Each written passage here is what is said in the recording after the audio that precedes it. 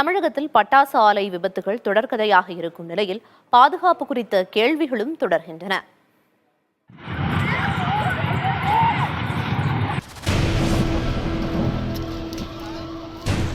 தமிழ்நாட்டில் கடந்த 9 மாதங்களில் 10 பட்டாசு ஆலைகளில் விபத்துகள் நேரிட்டுள்ளன. 38 உயிர்களை பறிகொடுத்துள்ளோம்.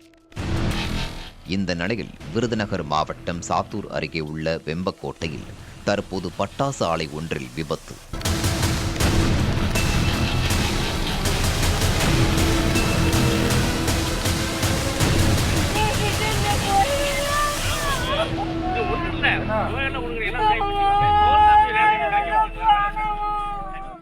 குகன்பாறை செவல்பட்டி பகுதியில் சிவகாசியைச் சேர்ந்த பாலமுருகன் என்பவருக்கு சொந்தமான ஆலையில் தீ விபத்து நேரிட்டது.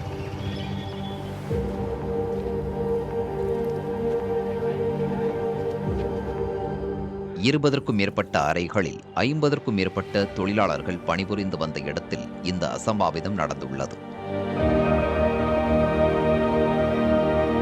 இதில் வெடிமருந்துகளை இறக்கி வைக்க சென்ற ஆட்டோ ஓட்டுநர் கோவிந்தராஜ் உயிரிழந்தார்.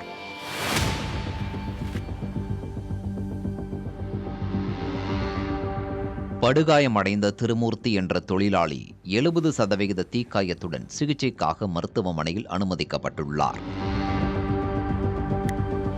பட்டாசு ஆலை உரிமையாளர் பாலமுருகன், போர்மேனான மம்சாபுரத்தைச் சேர்ந்த கபில்ராஜ் ஆகியோர் கைது செய்யப்பட்டுள்ளனர்.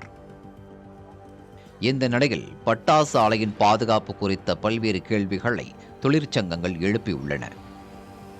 தொடர்ந்து நடைபெறுகின்ற பட்டாசு வெடிவிபத்தை தடுப்பதற்கான மாவட்ட நிர்வாகம், தமிழ்நாடு அரசு, அதேபோன்று பட்டாசு தொழிலாளர்களுக்கு பயிற்சி மையம் ஒன்று இன்றைக்கு பெசோ சார்பாக நடத்தப்படுகிறது. அந்த பயிற்சி மையம் முறையாக இன்றைக்கு நடக்கவில்லை. காரணம், அங்கே ஒரு 62 பேர் அமர்ந்து பயிற்சி பெறக்கூடிய ஏற்பாடு ஒன்று இருக்கிறது. ஒரு 3 மாதத்துக்கு முன்பாடி நானே நேரடியாக சென்று ஆய்வு நடக்கிற இடத்தில் இருந்து அதிகாரி மத்தியில் கேள்வி கேட்டோம். அன்றைக்கு ஒரு 7 தொழிலாளர்கள் மட்டும்தான் பயிற்சியில் பங்கேற்றார்கள். காரணம், பயிற்சிக்கு போகிற தொழிலாளிகளுக்கு சம்பளம் கொடுப்பதில்லை, உணவுக்கான படி கொடுப்பதில்லை. இரண்டாவது, பயிற்சிக்கான ஏற்பாடு என்பது மாவட்ட நிர்வாகம் முறையாக செய்வது கிடையாது.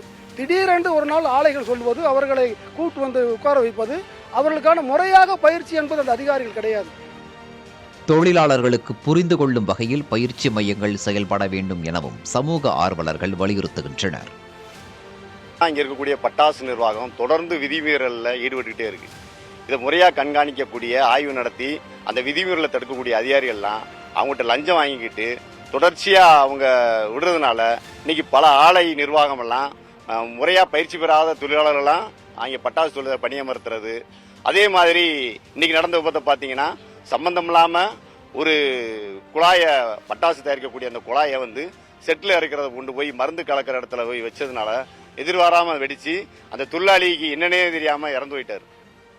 பட்டாசு தொழிற்சாலைகளில் பணிபுரிவோரின் பாதுகாப்பு, காயமடைந்தவர்களுக்கு உரிய சிகிச்சை, தொழிலாளர்களுக்கான சமூக நிதி உதவி திட்டங்களை மாவட்ட நிர்வாகம் உறுதி செய்ய வேண்டும் என்றும் குடும்பத்தினர் கேட்டுக்கொள்கின்றனர்.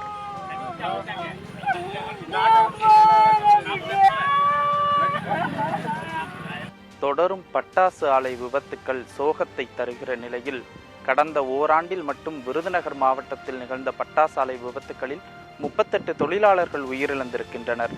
அரசும் பட்டாசு ஆலை உரிமையாளர்களும் தொழிலாளர்களின் பாதுகாப்பை உறுதி செய்யும் வகையில் கடுமையான சட்டங்களையும் உரிய வழிகாட்டு நெறிமுறைகளையும் கடைபிடிக்க வேண்டும் என்பது கோரிக்கையாக இருக்கிறது. புதிய தலைமுறைக்காக ஒளிப்பதிவாளர் குணாவுடன் மணிகண்ட பிரபு.